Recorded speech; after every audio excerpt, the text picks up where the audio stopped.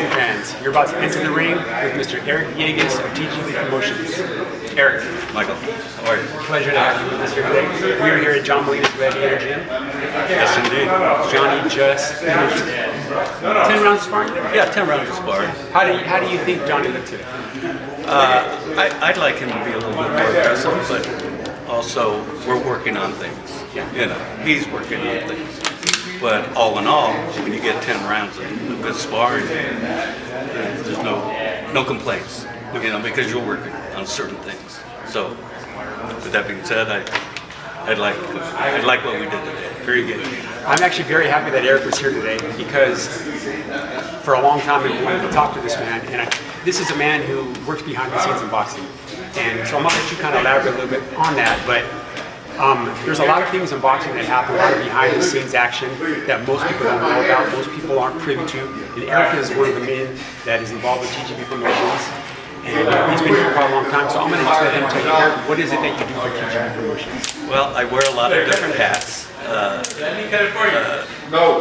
Glove selection. First and foremost is glove selection for each fighter. We've got the A side and the B side. Normally the A side is represented by PBC, TGB, so they order specific gloves, whatever kind they Everlast, all of them, you know, Rivals, Everlast. What's the glove of choice these days with most of these guys? What do you think? I think Everlast is top of the list. Did you get that Everlast? It's they're good quality gloves. I mean, there's some gloves, I'm not going to talk bad about any gloves,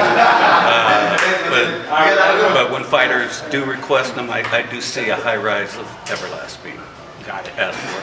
That's just one of the hats I wear. Also, we do drive. We pick up the fighters from the airport, get them to the hotel, get them set up, get them to all their locations they need, and we work with Fox and Showtime. So all the TV fighters need to go get a video shoot. They have fighter talent meetings, so they meet with the announcers. Like with Fox, they have let's see, Ray Boom Boom Mancini. Yeah. Youngstown, Ohio.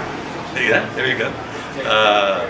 There's the heavyweight. Lennox Lewis is one of them. Joe Goosen also announces. Trainer Joe Goosen. Yeah. So they all have a team meeting, and we need to get them there on time. You know, that's another phase of what we do. Get them to the arena. We do the locker room setups. Make sure they got water, ice, towels. Buckets, plastic bags if they don't have their own ice packs and stuff. So we work with the arena as well, get everything set up. So those are just some of the few things that we do, or I do. So needless to say, Mr. Villegas wears a lot of hats. and it's safe to say that you get to know these guys on a personal level? Oh, absolutely. Absolutely. It's. Let me ask you this question, Eric. How long have you been involved in boxing? Give me a little bit of history of how you got involved with TGB. Probably about 12 to 13 years ago, I'm guessing. And it pretty much just fell in my lap. It wasn't my first career choice in life, you know, because I worked for the city of LA and worked for the city of Burbank. And then I retired from a back injury. Okay. So the way I got into it, by meeting Joe Goosen at a boxing event, and he was able to stop and talk with me for about a half hour, try to condense it down. He invited me to the gym, started going to the gym on a regular basis, meeting all these fighters, ex-fighters, ex-champions. They would come in, started working, just watching everything that was going on. And this was over at Tender's Boxing Gym. Tender's in down at South Point. Yeah. And, you know, Joe Goosen's family's been in the business for years. Yeah. You know, one of the first families of boxing, so to speak. So I knew about them and knew what they did because I always went to boxing events. So when I started going to some of the shows after being involved and staying just working out. I mean, at that time I was fairly large. I lost 24 pounds easily in that gym because they kept it so hot. Oh, yeah, I've heard that. Yeah, and then just eating right, you know. So I started going to the gym. Oh, excuse me, started going to the boxing events. They would invite me to boxing events. And that's how I met John Molina Jr. too. So I would go and go, get free tickets and go, and I would just watch how everything was happening. And I told him, anytime you need some help, let me know. And I was introduced to Dan Goosen, Joe's brother. He was putting on the shows. And then I met the producer that was putting on, I guess, what he taught me to do, okay? And I just kept on bugging and bugging and said, if you need any help, just ask. I'll be more than happy. Yeah. So I know I'm long-winded right now, no, that's but that's how it all happened. And then finally they said, yeah, you want to work? We'll put you to work. So that's when I started officially doing all of this stuff that I do now. And I'm guessing, so at that time, it was for Goosen Promotions, Goosen Tudor. It was Goosen Tudor Promotions with Dan Goosen. And then when he passed away, it went to Tom Brown, got his promoter license, and they hooked up with PBC, with Al Heyman. Got it. I think Dan was already in the works with Al Heyman. With Al Heyman, okay. So it was going to happen one way or the other, and now we're the lead promoter for the PBC, and putting on shows all over the country and sometimes the world. Am I right? Well, yeah. I guess the big fight coming up, a heavyweight fight that's in Saudi Arabia. I've seen a preview, and we do have our TGB promotions on the banner. So TGB is involved. Is involved on a scale because we represent Andy Ruiz. Andy Ruiz, the champion. So yeah. So with that being said, I'm not going to Saudi Arabia. I think all the DAZN people or Eddie Hearns is handling all that, unless they tell me I'm going. Okay. We'll see. My passport is ready. Okay, your passport's ready. Okay, I'm clear. I got all my shots. I'm good.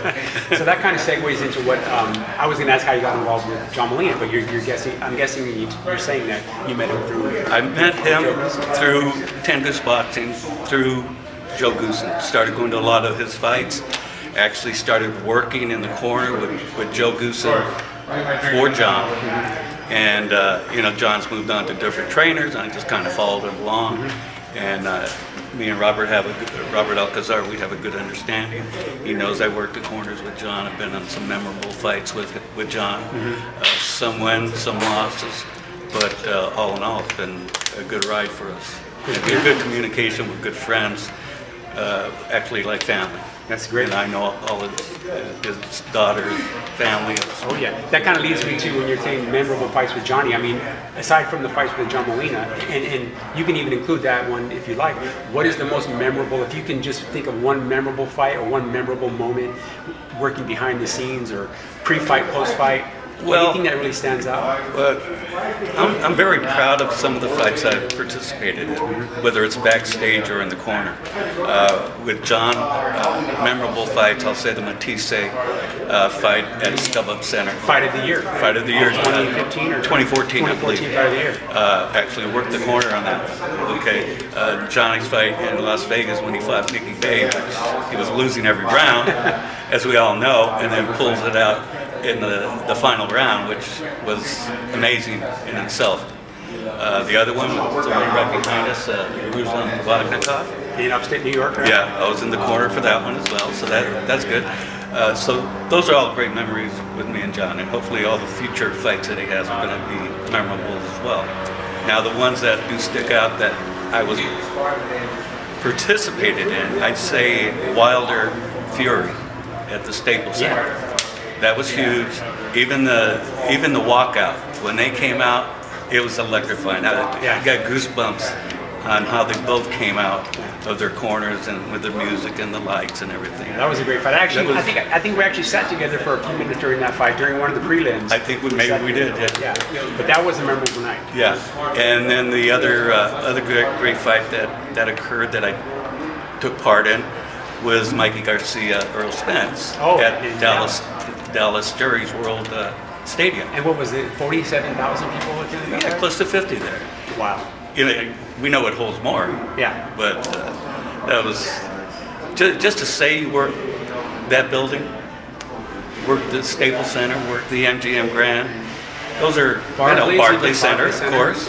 So, We've done quite a few hot of those. spots in boxing, if anybody's out there watching and likes to identify people in the crowd behind the scenes, you'll see this man. Matter of fact, because I've seen so many fights when you're maybe out of state, and I've said, oh, look, there's Eric. I see Eric. I can see me. And the reason you do see me is because when TV takes over, say they have 3 fights, we've already done probably 12 fights, undercards, because we start early. So we got to get all these undercards done.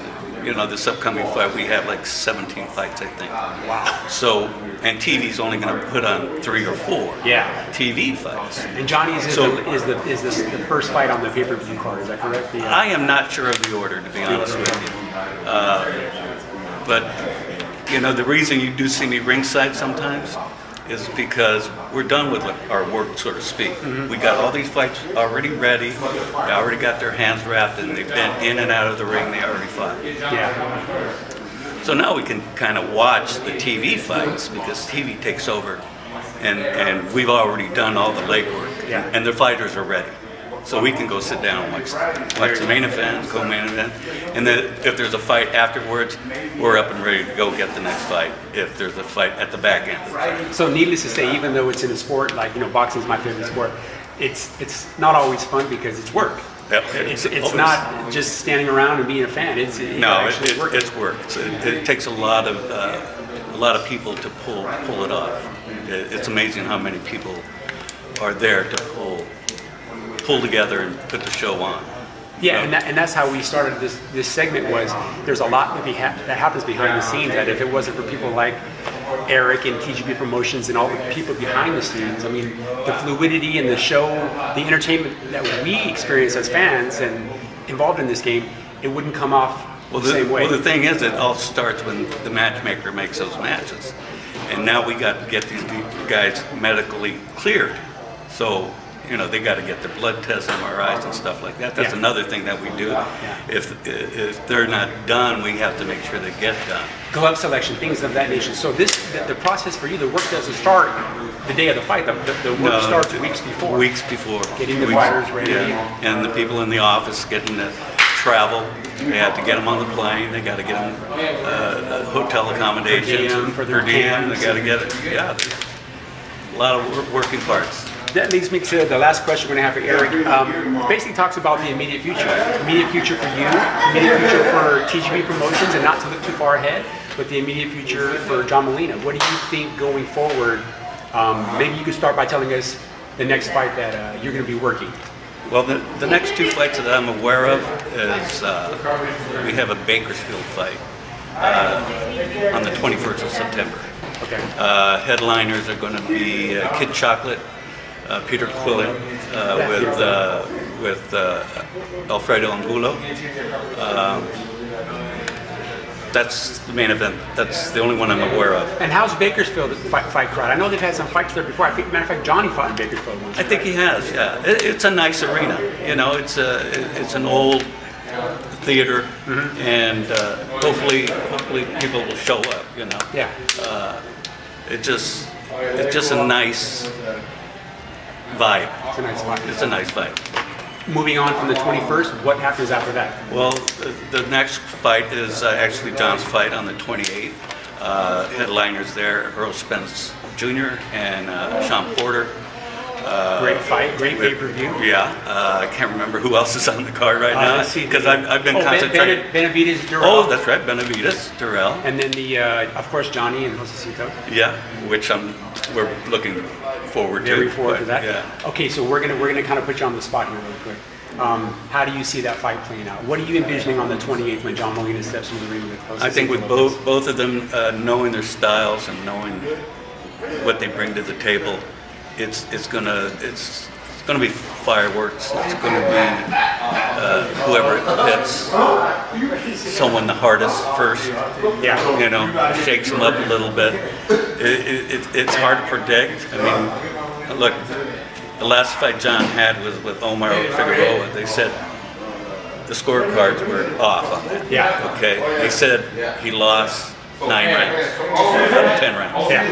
That's ridiculous. Yeah. So you never know with the scoring. He needs to go in there and knock him out. You know, hurt him, get him down, and keep him there. That's what John needs to do. That's what I'd like. I don't want it to go to the scorecard. To the scorecard. Very well said. Very diplomatic as well. So if Johnny does win this fight and it looks impressive, where do you see Johnny going from here? Well, he could still stay in the 140 division, and there's a lot of names there. Yeah. There's a lot of people there. You can go back and, you know, Keith Thurman just came off a loss. Maybe Keith will think, okay, I can go toe-to-toe with John. Yeah. You know. Another fan-friendly fight, no doubt. And then with a common opponent, especially with Thurman and fight with Josecito. Josecito. Yeah. And, you know, although Thurman did win that fight, Josecito had his moments, and I think it was the 7th round. He actually, 7th round. Most people thought he had him out of there. I was right there ringside. I thought he was going. Yeah, another one of those I was able to see ringside. You know. Very good. The future's up to John.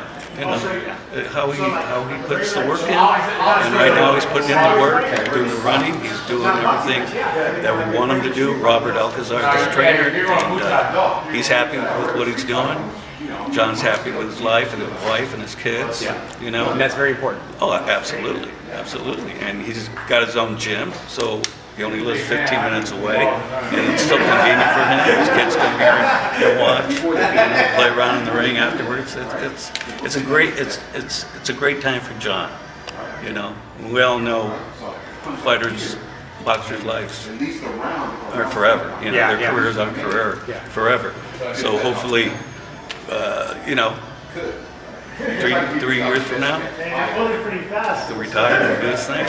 Do his thing. Eric, thank you so much. This is one and the first of hopefully many more interviews with Eric Vegas, because like we said, with this channel, Into the Ring, we want to bring you people to the gyms, backstage, to talk to the people, the movers and shakers in boxing, that really make it happen. And normally I'd wear a boxing shirt of some sort, but the Dodgers won last night, and that's why I'm wearing my Dodger gear. Eric, thanks again. Thank you, Michael. We'll have you again, absolutely. Okay. That was Eric Villegas with TGB Promotions. This may be for all the marbles. This must be the truth. I could be the proof. Make way for the king. Make way for the king. Is it really me? Gotta check and see my legacy like royalty. Gonna act like look at me now. You can't hold me down. So give me the crown. What a night of boxing. Fighting out of the red corner, wearing black trunks with multicolored trim, joining us from Covina, California. He weighed in at 144 1/4 pounds with a record of 30 wins, 7 losses. He has 24 wins coming by way of knockout. Ladies and gentlemen, please welcome the popular 2-time world title challenger, introducing the Gladiator, John MOLINA Jr. Boxing family, you're about to enter the ring with John, the Gladiator MOLINA Jr. Yes, sir. John MOLINA. How are you? Yes, sir. How are you, my friend? Good, doing well. Getting ready for the fight. How's training camp going? I wish I had a few more days, but you know, what are you gonna do? No, I'm just kidding. It's going well. I have had a great camp. Our weight's on pace, the conditioning's on pace, and everything's going well. I know you have a history with Josecito Lopez. Yes. Maybe some sparring sessions back in the day. You've known him for a lot of years. Yes. What are you expecting when you get into the ring on the 28th? It's gonna be a war. When I think of me and Lopez, I think of a Gotti War type fight. We both have very similar resumes, very similar boxing style. If you look at one or the other, it's kind of hard to tell us apart. And I respect the man, but this is business, and this is how we feed our families. I remember watching a video a few weeks back where the scenario was proposed to you guys. I think you might have been maybe at StubHub at the time. Yeah, I recall. And there was a time when, you know, the questions get posed at times, hey, what if you two ever fight? And it seems like, you know, there's definitely a mutual respect there. But did you ever think this fight would take place? I did early on in my career, But then as we progressed, I didn't see our roads crossing until recently. And again, this is what we do for a living. There's a mutual respect there. I respect the man for what he's accomplished. If anyone has a similar resume to myself in this sport, it's Lopez. We came up the dirt roads to get where we're at. So never fed anything easy. Never an easy opponent. Never an easy opponent. We both had to earn everything we received in the sport, and I respect him for that, as I'm sure he respects me for that.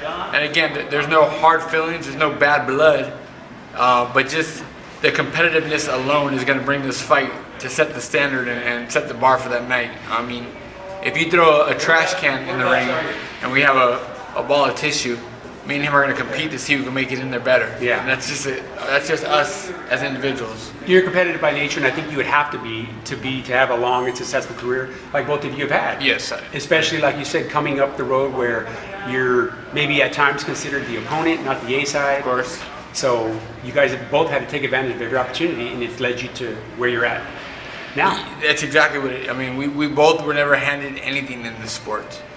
We both came up the dirt roads. And I take that with as a badge of honor. I mean, and again, this is why I respect Lopez, because I know the career that he's had. I know what he had to go through to accomplish the success that he's had. And we've had very similar resumes with regards to the people that we've faced in the past. So now for our roads to cross on a stage this big in Southern California, where this fight belongs. Yes. Because we're both SoCal boys, I believe we're gonna set the standard for that night. Very good. 10 rounds of sparring today. Yes. You've been in camp a few weeks now. Overall, how's camp been? And at this point in your career, 30 plus fights, working with Robert Alcazar, are you still learning at this point in your career? You have to. I mean, you're always learning. But I've been down this road on numerous occasions. I know what to expect. Where I'm at in camp right now, I'm comfortable. I can fight tomorrow if I need to. And we're ready to go. I've had pretty much basically back-to-back camps, given the fact with Lipinets and that fight fell out. So we kind of hit the ground running for this fight. But Lopez is a man who's always prepared. So I know he's going to be prepared as well.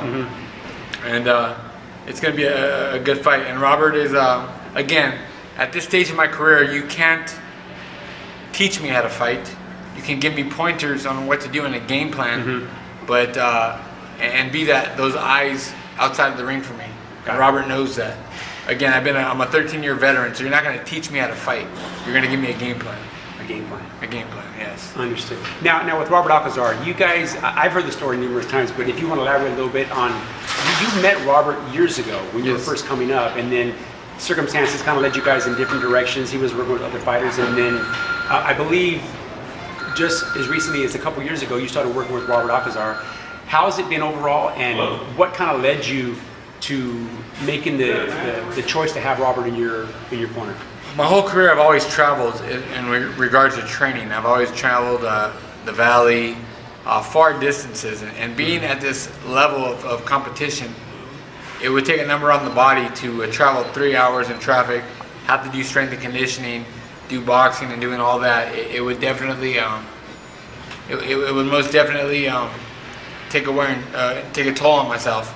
So with that being said, I finally opened my own private gym close by my house, and which is where we're at. Exactly, it's made life a lot easier. So we're pretty comfortable with that. Yeah. I know you never like to look past the opponent you have in front of you, but should you be victorious on the 28th, where do you see yourself going? What any immediate opportunities that you think that are out there for you, or I mean, a dream scenario, what would that be for you? Again, you know, Figueroa is a guy that I felt that I got the nod against, and it didn't go our way on the cards. Yeah. I don't like to look too far into the future. I think a win for myself or Lopez is going to catapult us to the next level, if not a title shot at 47. So again, we're looking to get the W come the 28th, and you know me, I've never said yes or no to any fight. Yeah. Or never said no to any fight. Let's put it that way. So whomever they want me to face, that'll be my next opponent. That'll be your next opponent. Yeah. fast forward to the 28th. You're there, your family's there, your friends are there, entire team MOLINA, your coach, current, former coaches, friends. What can they expect on that night out of you? I feel it's going to be a barn burner. I really feel in my heart when you put myself and Lopez together, you get a Gotti Ward type fight. Yeah. I really feel that the fans are anticipating that. I think I've heard a poll online saying that we are the fight to look forward to this month. Absolutely. Given that it's a fighter's fight, this is just an instant fight. Just add water, just sit back and enjoy. That's exactly what it's going to be. So, as a fan of the sport, I would love to go on autopilot and watch, but unfortunately and fortunately, I got to compete that night. I want to say this, I've known John MOLINA a couple years now, and I've actually been, had the privilege of watching him in camp, train for multiple fights, a couple that didn't happen, but I know how hard this man works, and I just want to thank you for allowing us into the gym, for allowing us to continue to kind of take part and be witness to the career, even though, you know, it is the tail end of your career, yes. not to impugn what you still have to look forward to, absolutely. But you know, so I know how hard this man works, and I just want you, I want to wish you all the best of luck on the 28th. I will be there, of course. The entire team will be there. And tell the people where to tune in and what? September the 28th? September 28th, Fox pay-per-view, Staples Center, California. It's going to be a Southern California brawl, one for the ages. I believe it's going to be up there with Gotti Ward. And don't forget, when you're watching the fight, you're going to enter the ring with John MOLINA Jr. That's right. Thanks. Thank you, Johnny. Yep.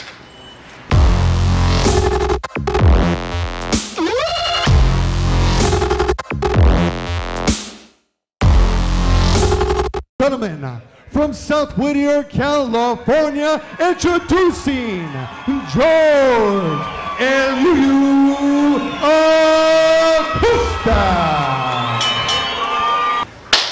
Boxing family, you're about to enter the ring with lightweight contender George ACOSTA. George, thank you so much for taking the time to do this interview. Thank you. We are here at Gladiator Gym, John MOLINA's Gladiator Gym. You just finished 10 hard rounds of sparring with Mr. John MOLINA, yes, helping him prepare for his fight with Josecito Lopez. Tell us a little bit about sparring today. Well, sparring was good today. We did 10 rounds, 10 hard rounds, action from the start to the very end. John is ready. He's ready for his next fight, and he's improving every single time we spar. And today he stepped it up a notch, and he's doing really well.